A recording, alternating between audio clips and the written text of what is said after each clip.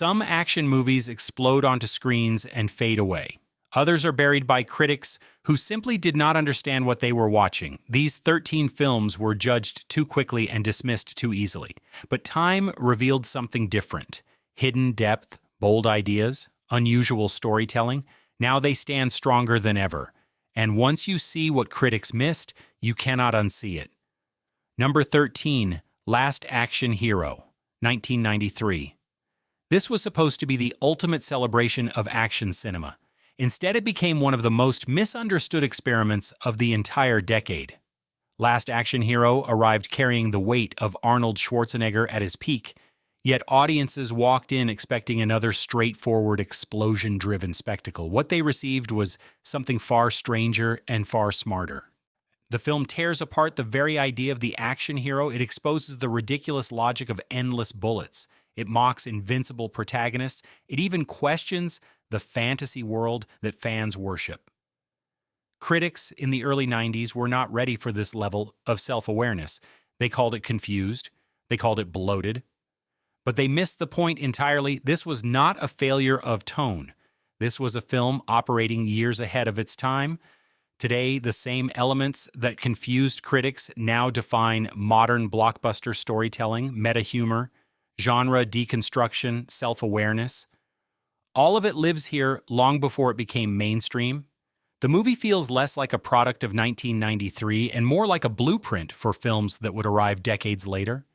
What once looked like a misfire now plays like a warning about the limits of formula. It is loud, it is chaotic, but beneath that chaos sits a clever dissection of Hollywood itself. And that is exactly why critics got it wrong. They were judging a satire as if it was supposed to be sincere. Number 12. Demolition Man, 1993. At first glance, this looked like another muscle-driven clash between two action icons. Demolition Man sold itself on the explosive pairing of Sylvester Stallone and Wesley Snipes. Critics saw surface-level chaos and dismissed it as another loud, disposable action film, but that reading completely ignored what the film was actually doing beneath the violence. This is not just an action movie, it is a satire of control, a prediction of a future where society becomes so sanitized that freedom quietly disappears. Language is policed, behavior is monitored, even basic human instincts are regulated. At the time, critics treated these ideas as jokes. They focused on the absurd details and missed the underlying warning. Now the film feels uncomfortably accurate. The obsession with safety, the fear of offense, the quiet removal of risk from everyday life. What once seemed exaggerated now feels disturbingly familiar. The movie was not trying to be realistic in presentation. It was trying to be truthful in its message. Even the contrast between chaos and control is intentional. One character represents raw, unchecked instinct. The other represents a world that has erased it completely. That clash is not just physical, it is ideological. Looking back, it becomes clear that critics underestimated its intelligence. They saw a simple action film when they should have seen a cultural critique hiding inside explosions. And that misunderstanding is exactly what turned it into a long-term classic. Number 11, The Last Boy Scout, 1991. A film soaked in cynicism and razor-sharp dialogue. The Last Boy Scout arrived with the unmistakable voice of Shane Black, yet critics recoiled from its bitterness. They saw a mean-spirited action film filled with broken characters and relentless sarcasm. What they failed to recognize was how deliberately that tone was constructed. This story is not about heroism, it is about decay. Bruce Willis plays a man already defeated before the film even begins. A former protector, now reduced to a shell. The world around him mirrors that collapse. Corruption spreads through sports politics and law enforcement. Every institution feels compromised. That darkness is not accidental. It is the foundation of the narrative. Critics at the time expected charm and redemption. Instead, they were given a brutal dismantling of the action hero myth. Dialogue cuts like a blade. Violence feels sudden and ugly. Humor exists, but it is soaked in exhaustion rather than joy. This was not designed to comfort audiences. It was designed to confront them. Over time, this approach became influential. Modern action films embraced flawed protagonists and morally complex worlds. The very tone that critics rejected became the industry standard years later. What looked like excess was actually precision. What felt unpleasant was intentional honesty. The film understood that the 90s were not an era of clean heroes. They were an era of damaged survivors, and that truth is exactly why it was misunderstood. Number 10. Cliffhanger, 1993. The mountain is not just a setting, it is a weapon. Cliffhanger places Sylvester Stallone in a world where every step can kill and every mistake echoes forever. Critics treated it as another routine survival thriller, but that reaction ignored the film's raw physical intensity. This is action stripped of comfort. The environment dominates every scene. Wind cuts through the frame. Heights create constant dread. Even silence feels dangerous. The opening sequence alone delivers a level of tension that many films fail to reach in their entire runtime. Yet critics reduced it to spectacle instead of recognizing its craftsmanship. What makes the film endure is its commitment to realism. Stunts were performed with a terrifying sense of authenticity. The danger feels immediate because it was real. There is no safety net hidden behind polished effects. Every movement carries weight. Every fall feels final. The antagonist, played by John Lithgow, adds another layer of controlled menace. He is calm, calculated, almost detached from the chaos he creates. That contrast intensifies the conflict rather than simplifying it. Years later, audiences began to appreciate what critics overlooked. This is not just an action film, it is a study of survival under extreme pressure. It respects the audience enough to let tension build naturally instead of relying on constant noise. What critics dismissed as generic now stands as one of the most physically grounded action experiences of the decade. Number 9. The 13th Warrior, 1999. Few films carry the scars of their own creation as visibly as The 13th Warrior. Plagued by reshoots, budget chaos, and studio interference, it arrived in theaters already labeled a disaster. Critics focused on that troubled production and dismissed the film as incoherent. What they overlooked was the quiet strength buried beneath the noise. The story unfolds with patience. Antonio Banderas plays an outsider drawn into a brutal, northern world he does not understand. Language barriers create distance. Culture feels alien. Fear is constant. Instead of explaining everything, the film allows the audience to experience that confusion alongside him. That decision alone separates it from conventional action storytelling. Combat is grounded and raw. Battles are not choreographed for spectacle. They are chaotic and disorienting. Shadows move in the dark.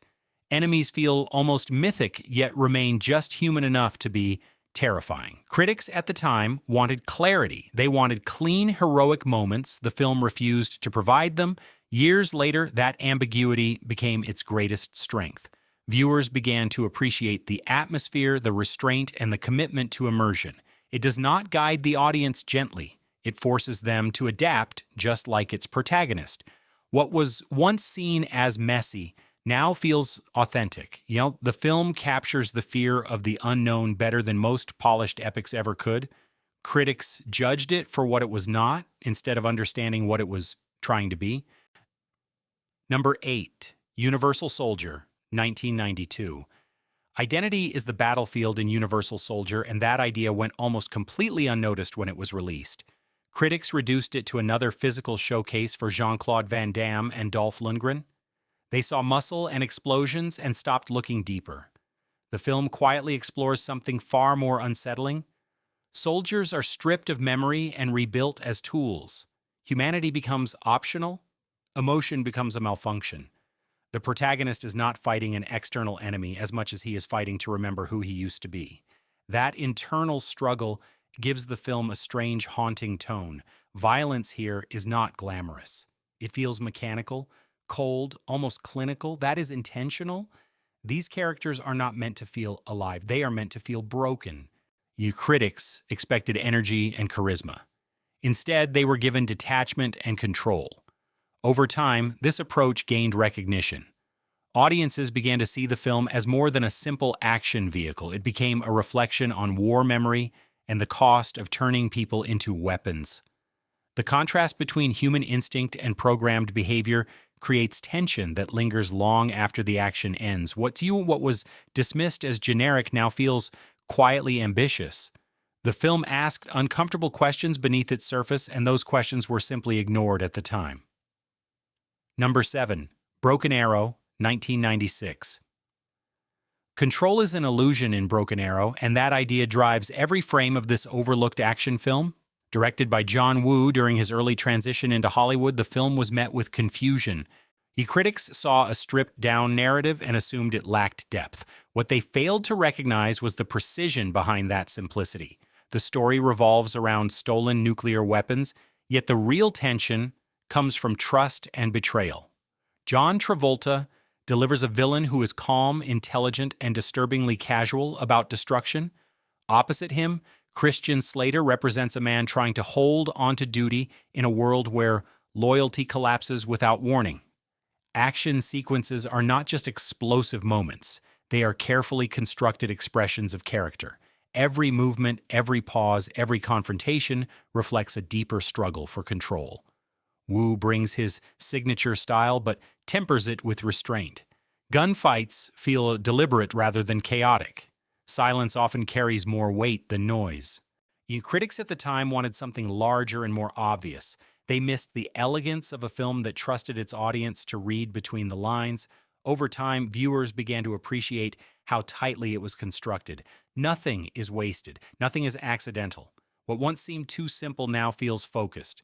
The film proves that action does not need excess to be powerful. It needs clarity and intention. And that quiet confidence is exactly what critics failed to see. Number 6. Face Off, 1997. Identity becomes a weapon in Face Off, and few films commit to that idea with such fearless intensity. When it was released, critics struggled with its premise. The concept of two enemies literally trading faces felt absurd to many. But beneath that bold surface lies one of the most emotionally driven action films of the decade. Nicolas Cage and John Travolta deliver performances that go far beyond physical transformation. Each actor must embody the other, not just in mannerisms, but in emotional weight.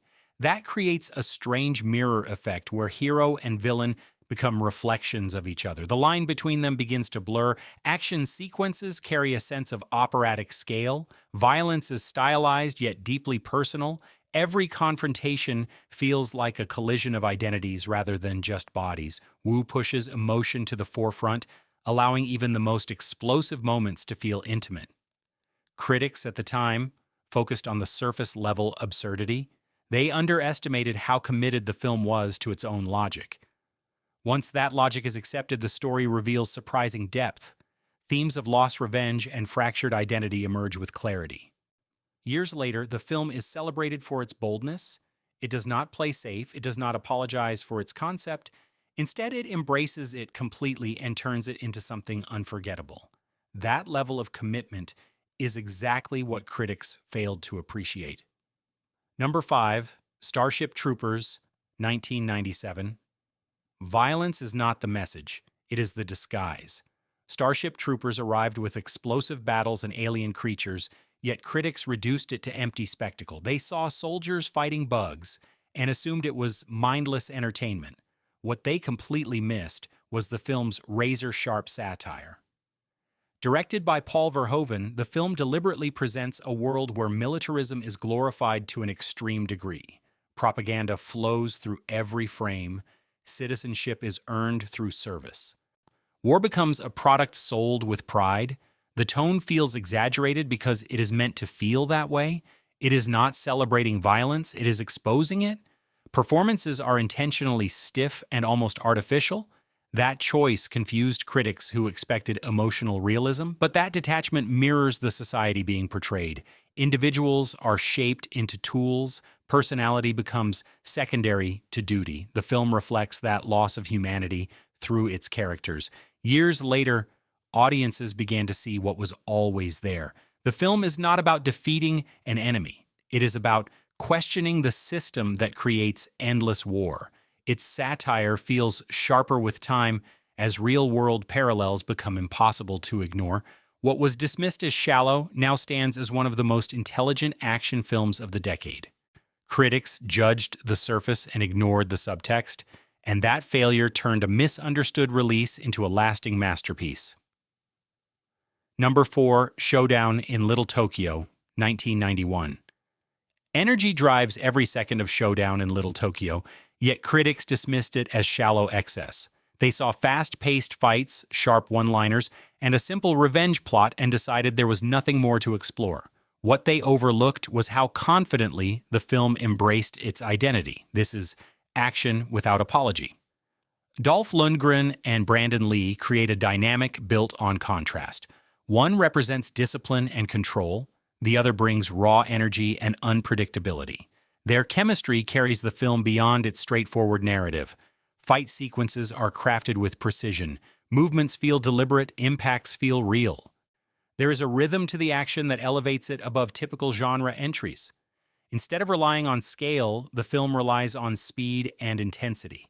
Every encounter feels immediate and personal. Critics at the time demanded complexity in story while ignoring craftsmanship in execution. This film understood exactly what it wanted to be and delivered it with clarity. It does not pretend to be something deeper. It refines its core strengths instead. Over time, that focus earned appreciation. Viewers recognized the authenticity of its action and the charisma of its leads. What was once dismissed as disposable now feels like a pure expression of early 90s action cinema, and that confidence is exactly what critics failed to value. To number 3, Soldier, 1998. Silence becomes the language of survival in Soldier, and that choice alone confused critics when it was released. They expected dialogue-driven storytelling. Instead, they were given a protagonist who barely speaks. Kurt Russell carries the film through physical presence rather than words, and that restraint was mistaken for emptiness. This is a story about conditioning. A man raised only for combat, emotion removed, identity erased. When that system discards him, he is forced to rediscover something he was never allowed to have: humanity. That transformation is not loud. It is slow, painful, almost invisible. Critics searching for traditional character arcs missed the subtlety completely. Action sequences feel heavy and deliberate. Every movement reflects years of training. Violence is efficient rather than flashy. That grounded approach separates it from the exaggerated style dominating the decade. The film refuses to entertain in obvious ways. It demands patience instead. Over time, viewers began to recognize the discipline behind its design. Minimal dialogue creates space for atmosphere. Isolation becomes a character of its own. The film trusts silence to communicate what words cannot. What critics dismissed as dull now feels focused and bold. It challenged expectations by removing comfort and replacing it with raw presence. And that decision turned a misunderstood release into a quietly powerful experience. Number 2, Hard Target, 1993. Style becomes substance in Hard Target, and that philosophy divided critics immediately. The film does not hide its identity. It embraces slow motion, it celebrates exaggerated movement, it turns every confrontation into a visual statement. Many critics saw that as excess. They missed how intentional it was. Directed by John Woo, this marked his entry into Hollywood, and his influence is unmistakable. Jean-Claude Van Damme becomes more than a typical action lead. He becomes a figure moving through carefully choreographed chaos. Every kick, every dodge, every explosion is part of a larger rhythm. The premise is simple. Humans hunted for sport, but the execution transforms it into something elevated. The camera lingers, movement stretches, violence becomes almost balletic. Critics focused on realism and dismissed what they saw as exaggeration. They ignored the artistry behind it. Years later, that style defined an entire generation of action cinema. Techniques once criticized became widely imitated. The film now stands as a bridge between two cinematic worlds: Hong Kong intensity meeting Hollywood scale.